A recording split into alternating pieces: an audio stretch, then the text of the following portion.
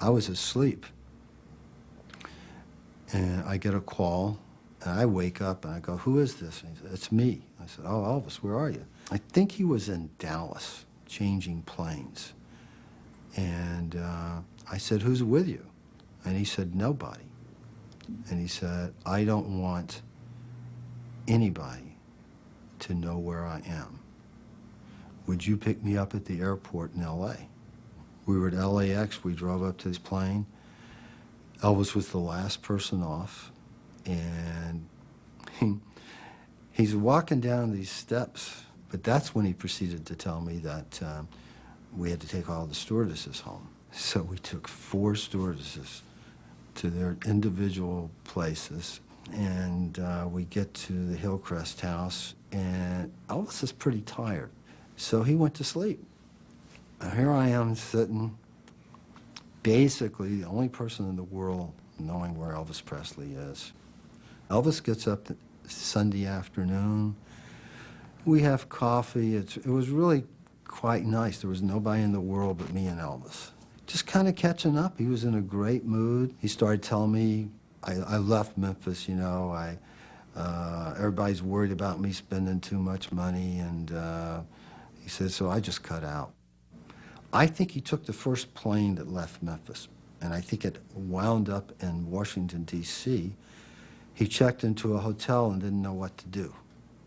Went back to the airport, took a flight to Dallas, and then called me.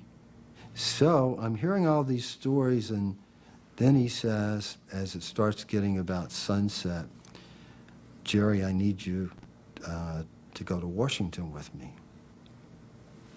If I go with you, I gotta ask you, people probably think you're kidnapped. Priscilla, Vernon," he said, "you can call Graceland, tell him I'm okay, and get Sonny to meet us up there." I didn't know it was going to be a historic meeting.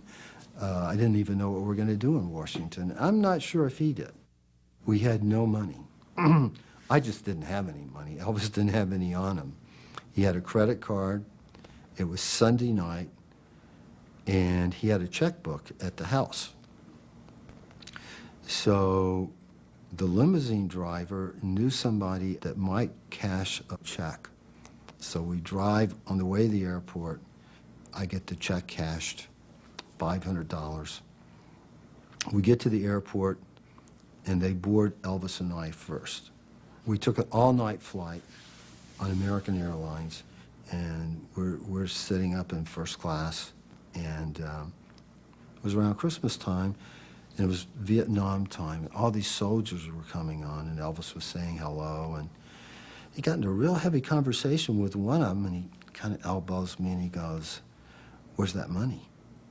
And I said, "What money?" He said, "The $500. I said, "Elvis, we're going to Washington. That's all we have." He goes, "You don't understand. This guy's going home from Vietnam to see his family." Gave him the whole $500. So we were penniless again. I'm traveling with Elvis Presley, going to Washington, D.C., and, okay, fine, you know, you kind of, you know, get used to that with Elvis. En route, Elvis asked me if I thought that there might be some stationery on the plane. And I said, well, I'll ask one of the stewardesses. And she came back with American Airlines stationery. I'd never seen Elvis write a letter in my life. And I think he only wrote 4 or 5 in his whole life. He's sitting there writing away. I'm thinking, this is pretty weird. So he said, "I'm writing this letter to the president. Would you proofread it for me?" I read the letter, you know, and it was real sincere from Elvis as a American citizen to his president. It was very respectful. It's not a bad written letter, actually. A lot of grammar stuff. His penmanship looked like a doctor's writing. But I said, "You know what, Elvis? It's perfect, just like it is." So he said, "Okay, good." And he seals it up. We get to Washington.